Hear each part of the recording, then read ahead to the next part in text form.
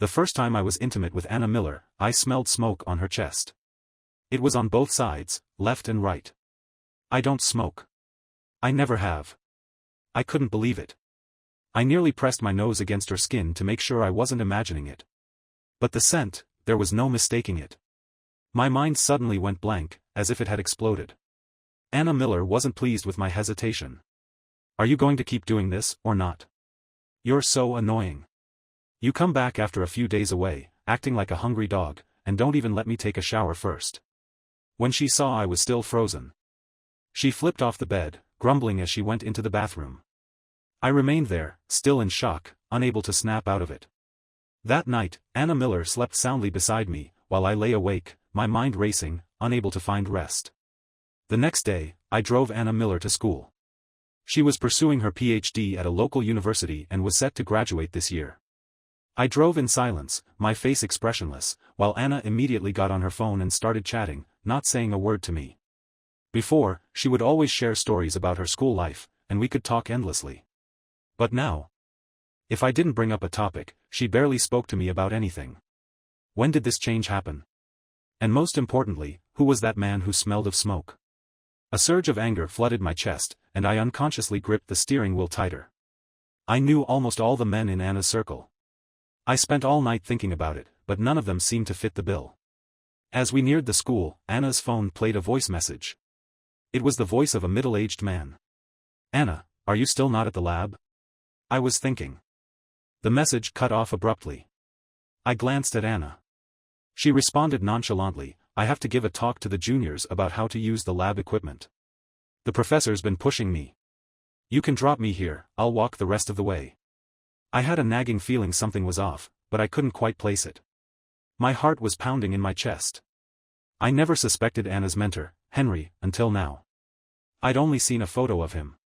He was in his 50s, with a distinguished, scholarly look. I had heard about his impressive research career and academic reputation. If it was him, I didn't want to imagine how many chances they might have had to meet every day on campus. But Henry's daughter was almost the same age as Anna. In that moment, I almost couldn't hold myself back from getting out of the car and confronting Anna. I wanted to demand answers. Was she betraying me? Was she having an improper relationship with her professor? But reason told me I couldn't do that just yet. I needed to stay calm, to gather proof before making any accusations. That evening, when Anna came home, I pretended I was going to hug her, but she subtly dodged me. George. I'm so tired. I just want to take a shower and go to bed. With that, she tossed her phone carelessly onto the couch and went into the bedroom. Anna always left her phone around the house, never caring if I looked at it. If she had a secret, she wouldn't act this casually. After waiting until she was deeply asleep, I crept out of bed and quietly went to her bag in the living room. Sure enough, my suspicions were correct. She had another phone. I suppressed my racing heart and, after 2 attempts, managed to unlock it. When I saw the messages inside, I felt the blood drain from my face. And my body went cold as if I had fallen into an ice cave. Who makes you feel better, me or your wife? I haven't touched her in ages. Her body's like a barrel, no man would be interested in her. You, on the other hand, you're young and beautiful. Being with you makes me feel young again. You're not old at all, and your stamina is impressive. Every time, you make me beg for mercy before you'll stop. Your upper mouth is as powerful as your lower mouth. Which one do you like better, teacher? I like both. Can't get enough of either. Next time, I'll fill your top mouth too. So you won't scream so loud and make me worry someone will hear. I don't care. I'll be in your office next Friday, okay? I bought a new set of lingerie, just don't drain your advisor dry, or we'll see who gets you through graduation. Thousands of messages, each one like a slap in my face. I never would have guessed that the serene, graceful Anna I knew, who appeared like a goddess in front of others, was actually behind my back, shamelessly flirting with a man old enough to be her father. No wonder she had suddenly skyrocketed this past year. Pumping out paper after paper. She had been worried about graduating, but now it seemed like she could finish ahead of schedule without breaking a sweat. Turns out, her long hours weren't spent on research. I don't understand. For all these years, I've given everything to Anna. When she wanted to pursue a PhD, her parents didn't support her, unwilling to pay for her studies. I was the one who fully backed her, studying with her, helping her through exams and interviews, and even paying for her tuition and living expenses without a word of complaint. Yet, this is how she talked about me with Henry. He's nice enough, maybe we've just been together too long, and it feels like the passion's gone. He's always disappointing me. He can afford to pay for my PhD tuition, but he can't help me graduate. He's willing to support me, but when my brother asks him for money, he refuses. I was trembling with rage when I read this. No passion? So, you cheat instead? Your brother's a gambling addict, what kind of fool would lend him money for that? And Henry, the way he spoke about me, his tone was dripping with sarcasm and disdain. At his age, what can he offer you? A house with a 30-year mortgage? A beat-up car? A marriage that could crumble over everyday problems like bills and kids? You're a beautiful rose, you deserve to be pampered, not stuck with someone so ordinary. I may not be able to give you marriage, but I can offer you a career to make others envious, a dazzling life. I spent over 4 hours reading through every single message. What started as shock and anger slowly turned into heartbreak and disappointment, until I felt completely numb. All my years of sincerity toward her? Worthless. Like feeding a dog. The next day, it was Friday. Anna was getting ready, carefully putting herself together as she said, "I've got a meeting tonight, so I'll be home late." I nodded with a blank expression. She'd always told me the same thing, Friday nights were meeting nights, and she would come back around 11. Who would have thought it wasn't a meeting at all, but a secret rendezvous? Just the thought of Anna finishing up with Henry, then coming home to be with me, it made me feel disgusted. Oh. One more thing. My parents are coming this weekend. I think they'll bring up the topic of us getting married again. George, sometimes my parents can be rude and demanding, but they're my parents. For my sake, can you just agree with them? I could barely hold back from cursing her out.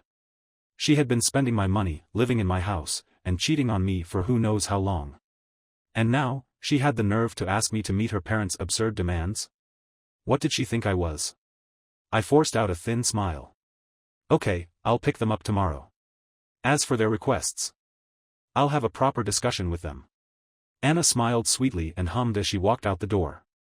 The moment she left, my face immediately darkened. I found Henry through the school's faculty page. He certainly had a lot of accolades, he was still the director of a prominent lab, held various positions in academic societies, and Anna had often mentioned how he frequently flew abroad for conferences. A true academic powerhouse. I hired someone to dig into his personal life. His parents were still alive, his wife Amy was in business, and they had a daughter, Sarah, who was studying abroad. He seemed to be a successful man with a perfect family. Good. I will never give up until he is ruined. At around 10 p.m. that night, I showed up beneath Anna's research building. I asked a student and found out that Henry's office was in room 602. Looking at the lit window of 602, I sent a message to Henry's wife, Amy, from a new phone number I'd just gotten.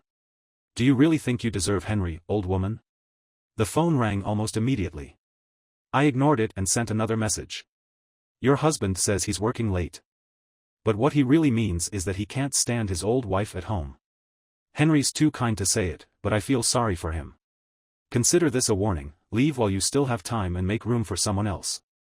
Amy, of course, responded with a flurry of texts. "Who the hell are you? What is your relationship with my husband?" I ignored her. I couldn't believe she'd remain indifferent after seeing those 2 messages.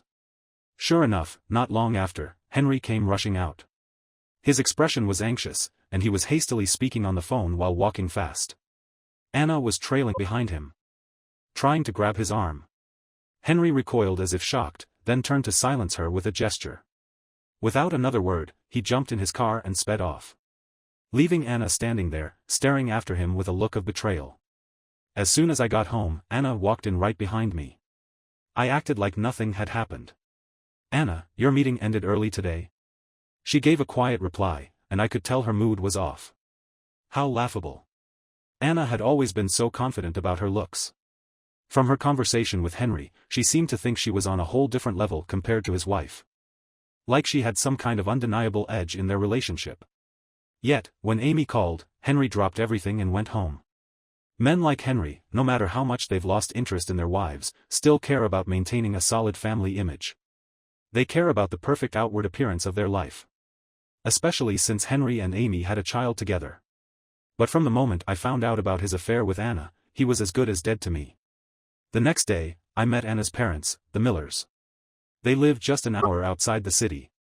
And every time we saw each other these past 6 months, the conversation always revolved around marriage, houses, and cars. This time was no different. Mrs. Miller immediately started talking loudly. Yesterday, our neighbor's daughter got married. The wedding, the show, it was so impressive. I don't understand, how could their daughter be more qualified than Anna? Her education, her looks, her personality, Anna has it all. Mr. Miller shook his head. No way, it's night and day. I quietly sipped my coffee. Mrs. Miller noticed my silence and raised her voice. George, Anna's beautiful. Well-behaved, and she's about to finish her PhD. Raising such an excellent daughter, you can't imagine how much effort we've put in. For Anna to marry you, $300,000, a house with her name on it, it's not too much to ask. Anna, sitting next to me, didn't say a word, clearly agreeing with her parents' words. They didn't mention who had actually paid for Anna's PhD, me, of course. The thought made me even more disappointed in Anna. I smiled. Mr. and Mrs. Miller, I actually talked things over with my parents recently. $300. 000 isn't going to work. The smiles faded from their faces. Anna's face dropped as well. As Mrs. Miller was about to start a long-winded argument, I quickly added, what I meant was, my family has decided to offer $500,000. How much? You said how much? Mrs. Miller's voice erupted in shock. She jumped up suddenly, her arm brushing the table, causing dishes to clatter dangerously. Anna and Mr. Miller both stared at me, their faces filled with disbelief. I spoke slowly and clearly, 500,000. Mrs. Miller froze. Her hands trembling as she struggled to process the words. Mr. Miller opened and closed his mouth a few times, seemingly trying to say something, but unsure of what exactly. I kept my face sincere, but inside, I was smirking. The reason they were so eager for me to marry Anna wasn't because she was nearing 30. It was because their useless son, Luca, was about to get remarried. The second wife had high demands, so now they were looking to squeeze money out of me. I pushed further. This house, adding Anna's name to it doesn't really change much. Before we marry, I'll buy her a new house. This way, she'll have security, and when we have kids, they'll have a place to stay for school. Anna's eyes shifted from shock to joy, her voice turning syrupy with affection. George, I plan to buy a new car when we get married.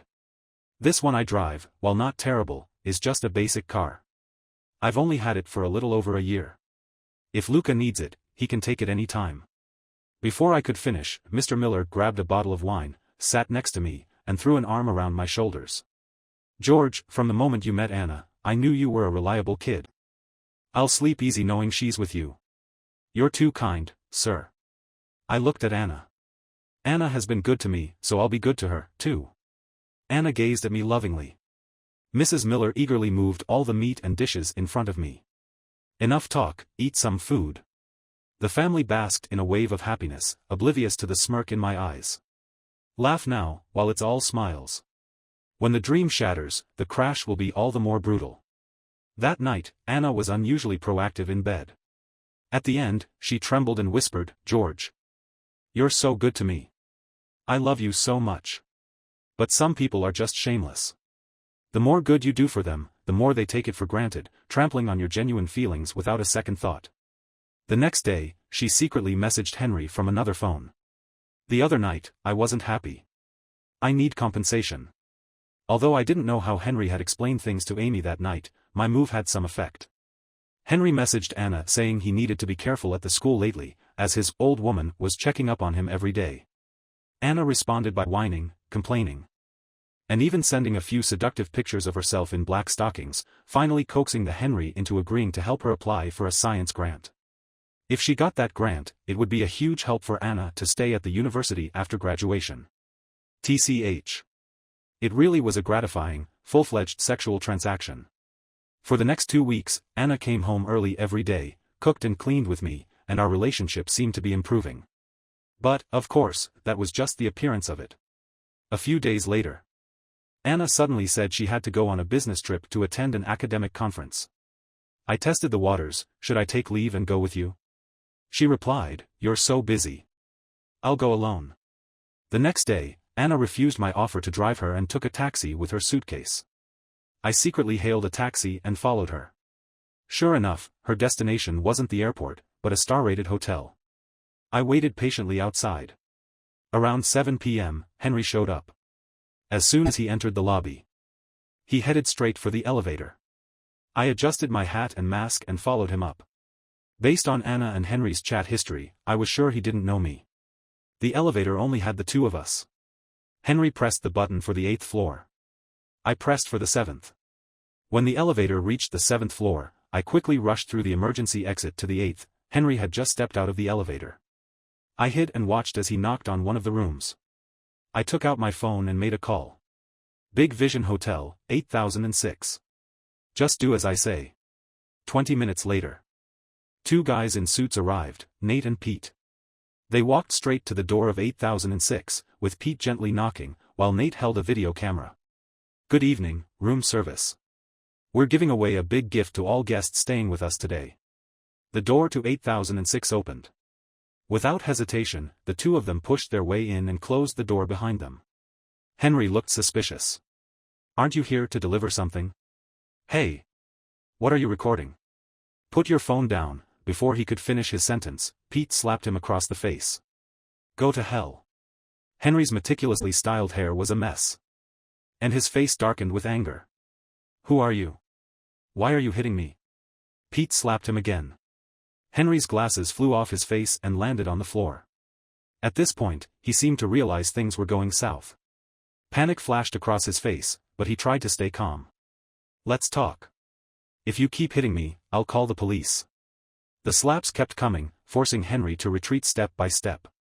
Pete delivered a brutal kick to his groin. Henry's face drained of color as he curled up on the floor, mouth agape. But no sound came out. It was clear he was in excruciating pain. Pete and the cameraman didn't hold back. For over 10 minutes, they took turns beating him, landing punch after punch. By the end, Henry was almost in tears. What do you want from me? If it's money, I can give it to you. Pete crouched down to meet his gaze, patting his face before spitting on it. You old bastard, don't you even know the filthy things you've done? And you still have the nerve to ask me that? He leaned in closer, eyes narrowing.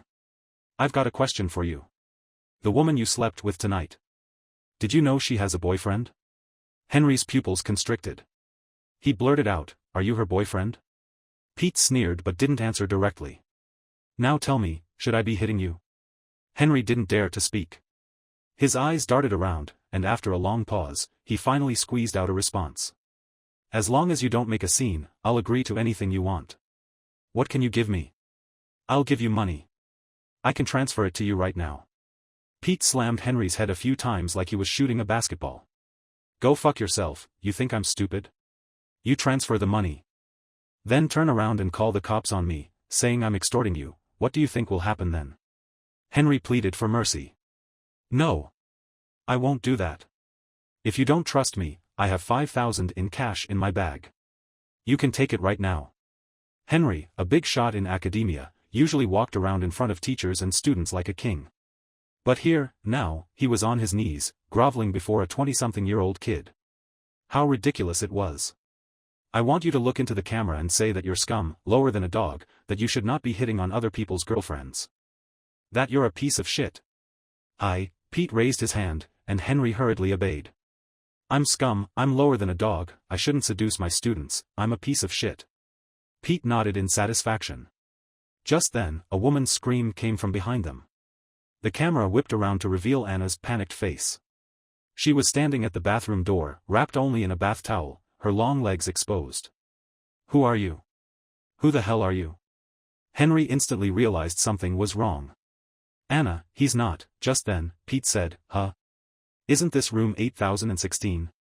Nate reminded him. It says room 8006 on the door. Pete immediately apologized. Oh. Oh my God, sorry, we got the wrong room. Anna was livid. Are you idiots? You couldn't even see that. You get the room wrong, but you still hit someone. We're calling the cops. Pete grinned. Sure, go ahead and report us. Henry snapped, Anna, don't say anything. Just get them out of here. Henry's attitude was the complete opposite of Anna's. He just wanted to calm things down. Pete turned and gave Henry a thumbs up. Is she your wife? Anna cursed, what the hell is it to you? Get out of here now.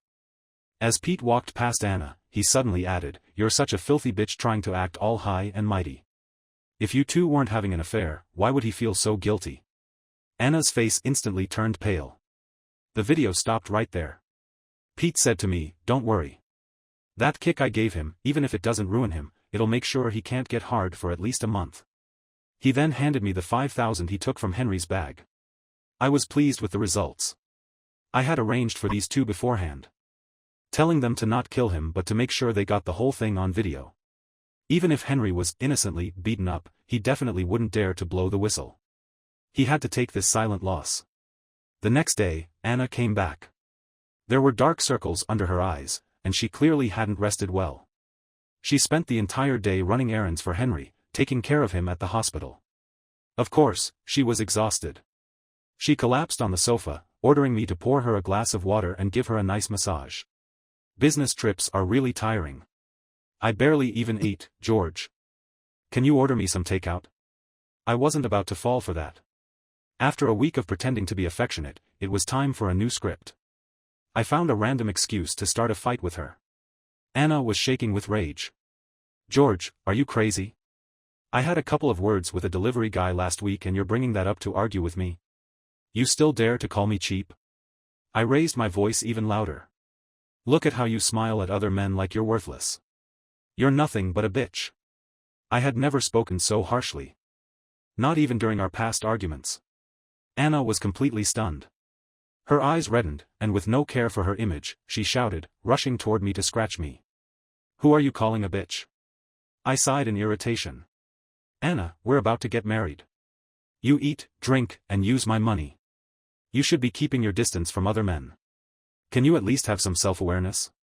The mention of money drove Anna wild. Fine, now you've finally said what's on your mind, huh? You think I'm just spending your money? Her face flushed. And she immediately transferred $40,000 to my account. 1 year's tuition is $10,000, $40,000, no more debt to you. She then grabbed her suitcase, which hadn't even been opened yet, slammed the door, and left. Well. She sure knows how to dodge the key points. Not a word about the 4 years of living expenses. But at least I've recovered a bit of my losses. That evening, Mrs. Miller called me, cautiously asking if we had fought. Why Anna had suddenly returned home and said she didn't want to get married anymore. I stayed silent on the phone. Things were different now. Since the talk about marriage, the Millers had done a complete 180 in their attitude toward me. Maybe sensing that I was angry, Mrs. Miller quickly added, Anna can be a bit headstrong sometimes, but her heart isn't bad. A lot of boys have liked her growing up, but she's never paid attention to anyone except you. In this regard, she's definitely the perfect wife and mother. I know my daughter. What a load of nonsense. What kind of virtuous wife and mother sends lewd texts and naked photos to other men in the middle of the night? What kind of virtuous wife and mother lets another man come home smelling like smoke after a night out? I took a deep breath. Mrs. Miller, to be honest, I was a bit impulsive today and said some things I shouldn't have. Good boy, just listen to me. Don't argue anymore, and once you both calm down, everything will be fine. In the past, whenever we had a disagreement, no matter who was right or wrong, would always apologize first. Then buy her a gift or take her out to eat as an apology. But this time, I refused to back down. Proud Anna had no way out, and she didn't come back. I was happy for the peace and quiet. Instead, the Millers were frantic, calling me almost every day, wanting us to make up quickly.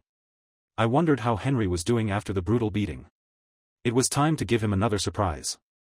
I went on Amazon and bought 2 sets of cheap men's underwear, sending them to Henry's house with the recipient listed as his wife, Amy. Sorry, Amy. But it's all for the grand finale. The delivery was signed for on the same day. I woke up early.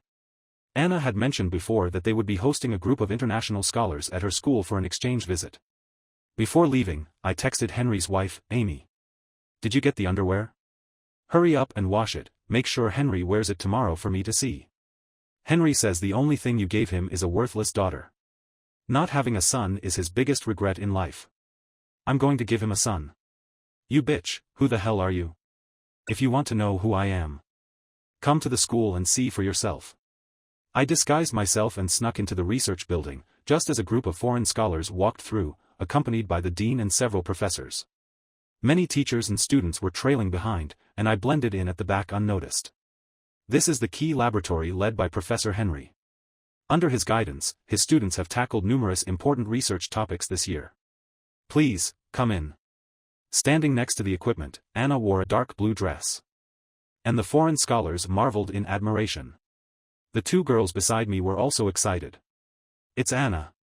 She looks amazing today. No wonder she's the beauty of our department. She's not just a beauty, she's published paper after paper in core journals. Her research strength is impressive. I've always heard that Professor Henry is particularly strict, and Anna's the only one he's ever praised. She's a real winner in life, I envy her. Anna introduced her project with poise, and the scholars nodded frequently in approval. Henry stood beside her, his face full of pride. I wonder if you'll still be smiling in a minute. A circle of students had gathered at the lab entrance, watching the scene. I shoved my way to the front and shouted, "Who is it? Can't you stop crowding?" The crowd stirred slightly, and a stack of A4 papers suddenly scattered across the ground, fluttering down in a shower, at least 40 or 50 sheets. Whose papers fell? Everyone paused and looked down at the floor. This isn't a papers, looks like, chat logs. The people closest to the papers crouched down to pick them up. As soon as they saw the contents, they all froze in shock. The department head looked displeased. What's going on? Whose is this? Pick them up quickly. This is embarrassing. A teacher awkwardly handed the papers to him. Head, this, I hid in the crowd, barely able to contain my laughter. Finally, the day had come. I had printed out the most explosive and shocking parts of the chat logs between Anna and Henry. I want to pin you against the laboratory window and enter you from behind. Stop it, I'm giving a lab class to students right now. Last night in my office, you were so passionate. Baby. Did you steal something from me? You stole my heart. Everyone says Henry never smiles, but who knew he had so many sweet nothings behind closed doors? My wife keeps asking if I want to go home and eat, but I only want to eat you. As long as you help me publish a few more papers, anywhere you want. There were many more such dirty talks.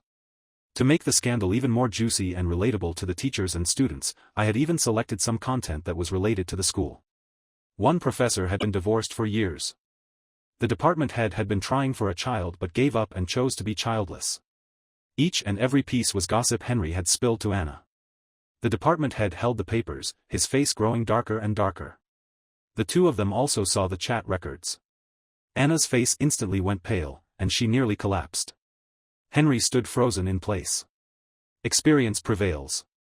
Just a few seconds later, Henry had already regained his composure, even managing to act a bit angry. This is a forgery. Someone is deliberately trying to slander me and my student. The crowd murmured in disbelief.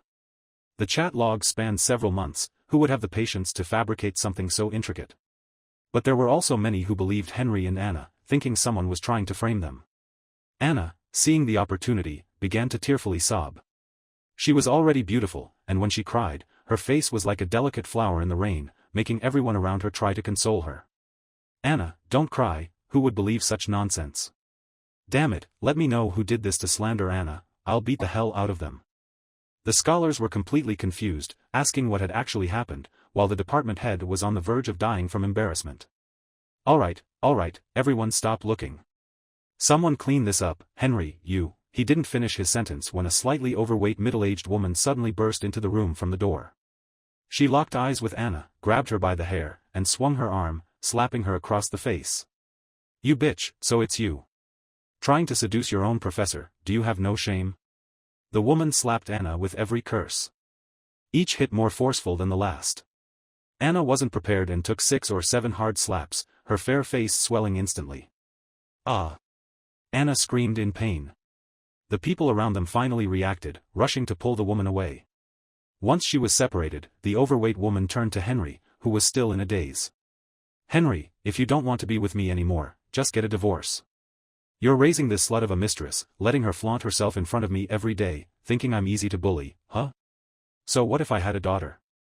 You don't deserve to be a father. You make me sick. Amy's appearance was like pouring gasoline on a fire, immediately turning what could have been a temporary pause into an explosive climax. The two girls who had just been admiring Anna's beauty were now completely stunned. This is insane, this world is crazy. What do we do? My hands are shaking. Could those chat logs really be true?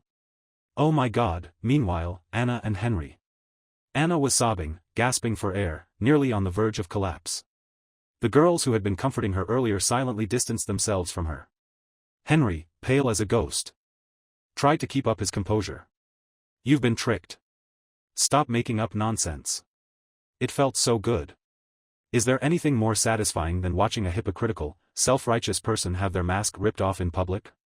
Seeing that my goal had been achieved, I retreated in time. After all, there was another big show I needed to prepare for. But this time, I would be the one starring in it. At 8:30 p.m., Anna's house was packed with people.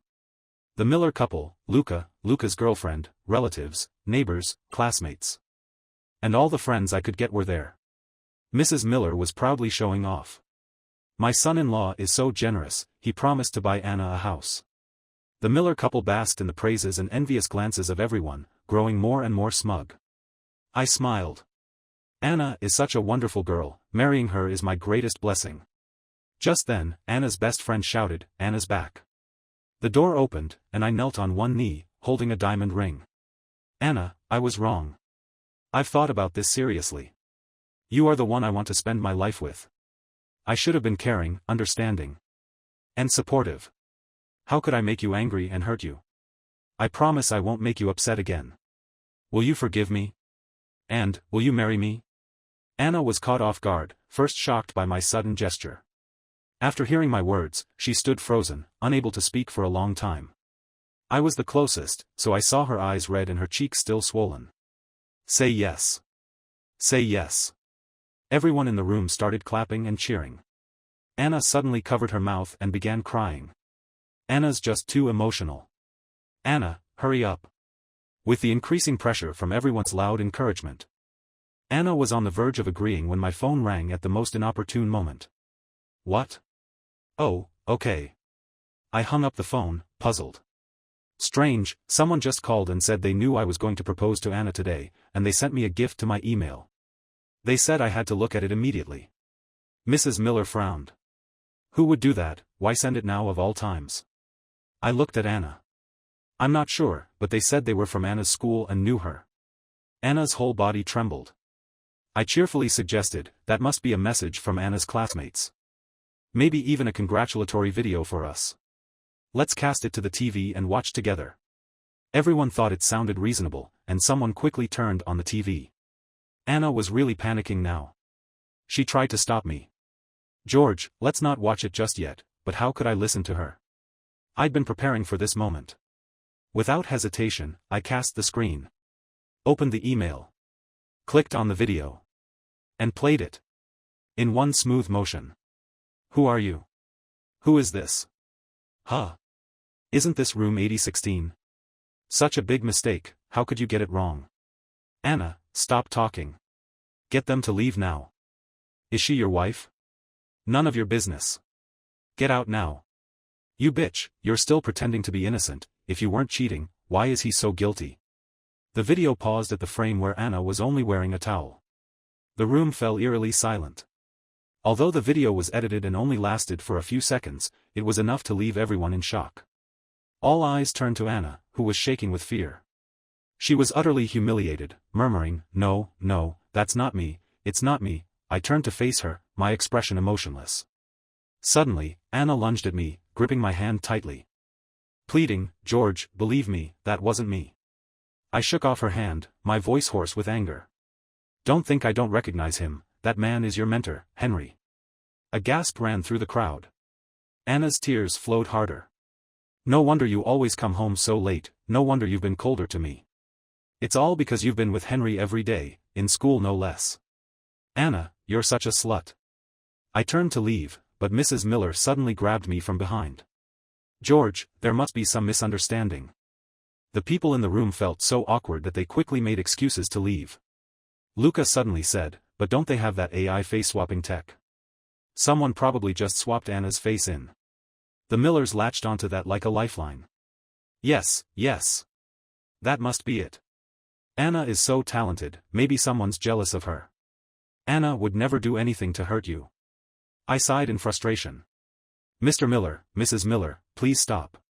I just need some time alone. With that, I ignored their attempts to stop me and forced my way out of their house. Not far from the door, I heard crashing and Anna's screams coming from inside. How did I give birth to such a shameless, disgusting thing?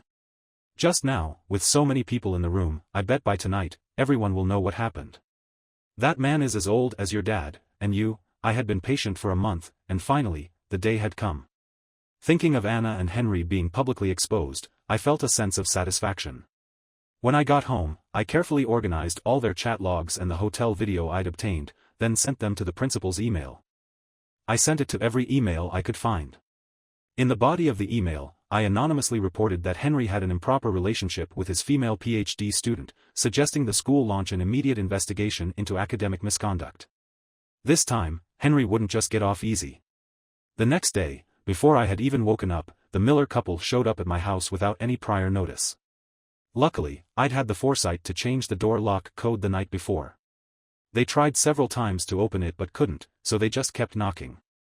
George, I know you're home, open the door. We brought you some gifts. About last night, I suddenly opened the door. Mrs. Miller's hand froze in midair, and Mr. Miller stood next to her, holding a pile of random things. Behind them was Anna, who seemed to have been hit again. Both sides of her face were swollen like a pig's head. George, I knew you were a soft-hearted kid. I'll tell you, if you're angry, you can hit or yell at her all you want, we won't stop you. You two have been together for so long, you have such deep feelings for each other. You can't just break up like that. I ignored her words and dragged 2 large suitcases to the door. These are all Anna's things she left at my place. Since you're here today, you can take them. The 3 of them froze. What do you mean by this? I slammed the door shut. I didn't care about the shouting and banging outside the door. Mrs. Miller begged for a long time, but when she saw I wasn't going to open the door, she finally couldn't hold back and started cursing her daughter in the hallway. What the hell, why did you cheat? You've pissed me off. You ungrateful little slut. We wasted all these years raising you for nothing. Anna exploded too. Enough. You've always treated me like a tool to make money, haven't you? What have you ever done for me? Luca lost so much money gambling, and you didn't say a word to him. Now you come here pretending to be loving parents, what's the point? Hey! You ungrateful bitch. I'll beat you to death. The family of 3 fought like mad dogs in the hallway until my neighbor came out and gave them a good scolding. But the Millers still wouldn't give up. They kept calling me every few days, saying Anna regretted everything. Was crying all the time, and even had suicidal thoughts. Finally, I blocked their calls and social media accounts. A few days after I anonymously reported Henry, Anna suddenly appeared at my doorstep. I came home from work, and as soon as she saw me, she rushed at me, but I quickly dodged. George, how can you be so heartless? He's my mentor, my future and graduation are in his hands. I was forced into this. I really had no choice. I promise, nothing happened at the hotel. I swear I didn't do anything wrong to you. Anna was crying so hard. Trying to look convincing. She must have thought I didn't know about the chat logs. I raised my hand to stop her acting and said one thing. Leave. It's true that Henry had an improper relationship with his PhD student, and the evidence is conclusive. Henry admitted it himself, using his position to help Anna commit academic fraud and pursue personal gain, which seriously violated the school's regulations. The final result was Henry's dismissal. This caused a huge stir. Although the school tried to suppress it, the video of the original wife causing a scene in the lab, along with those explicit chat logs, still leaked out. Henry's reputation in the academic world, built over many years, completely collapsed. As for Amy, I heard that after her outburst that day, she was determined to divorce Henry. Henry, forced to cooperate with the school's investigation while also dealing with family issues, seemed to age at least 20 years in just 2 weeks. I felt no guilt whatsoever. He deserved every bit of the consequences he faced, betraying his family, interfering in other people's relationships, seducing students, and corrupting academic integrity. As for Anna, she naturally had no face to show up at school anymore. The once envied academic beauty was now the subject of scorn, labeled a slut by everyone. The next time I heard news about Anna was at a friend's dinner party, 6 months later. After a 2-month period of silence, Anna had started dating again. She concealed the fact that she hadn't completed her PhD and only told people she had a master's degree. Her boyfriends were always men over 40, wealthy and well-established in their careers. I overheard someone say, "Rich older men are sharper than you think. They know exactly what young women want." A lot of times, these women pretend to date, sleep with them, and then leave. Who's taking advantage of whom, it's hard to say. I shook my head silently. Anna and the Millers were still the same, dreaming of an easy life without lifting a finger. Let them be. It didn't matter to me anymore.